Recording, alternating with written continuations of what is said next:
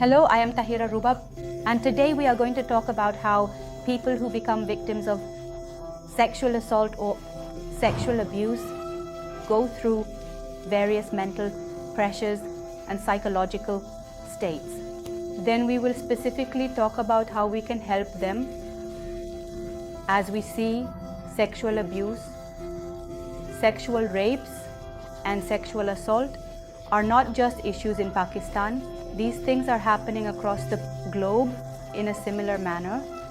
In some places, the concept of honor is strong, leading to less sexual abuse and rape due to fear of judgment. However, in countries like Pakistan, where honor is less emphasized, sexual abuse, harassment, and assaults are more common. Both boys and girls, including children and young girls, are victims of these crimes. But in some countries, including Pakistan, where the concept of honor is not as strong and the implementation is not as rigorous, we see that sexual abuse, sexual harassment, and sexual assaults are very common, and they occur on both sides. Both boys and girls are victims of this, with both boys and girls. The secular assault is what happens, secular views are what is happening. Secular sexual assault. In this way, I am easily uttering the words using my tongue, but you and I can very well imagine what the mental state of a person who becomes a victim of sexual abuse might be like, and how traumatizing it can be for them to face something that is completely unacceptable in society, where people often start blaming the victim. When comparing, people point fingers at the one who committed the assault or the accused, but the situation becomes very difficult for the victims and survivors, especially. First of all, we need to understand that sexual abuse does not happen in a way where a stranger suddenly assaults someone while passing by in the street. That's not how it works at all. In Hajj comparison, people point fingers at the one who has been assaulted or the accused, but it is a very difficult situation for the victims and the survivors, especially for them.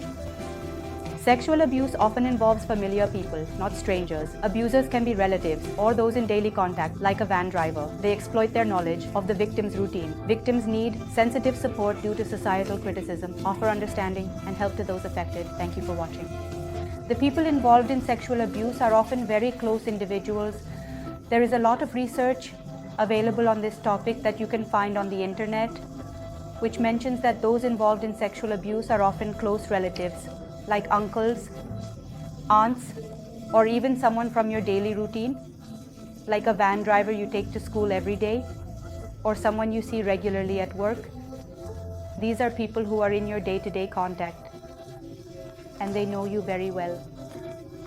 They are aware of your daily activities and your security, so they can easily identify when they can commit such a shameful act. Such individuals can be found within your family, in your neighborhood, and even among very poor people who might commit this crime. This is one thing, and the other is that when a person becomes a victim of sexual assault, we need to deal with that individual in a very careful manner.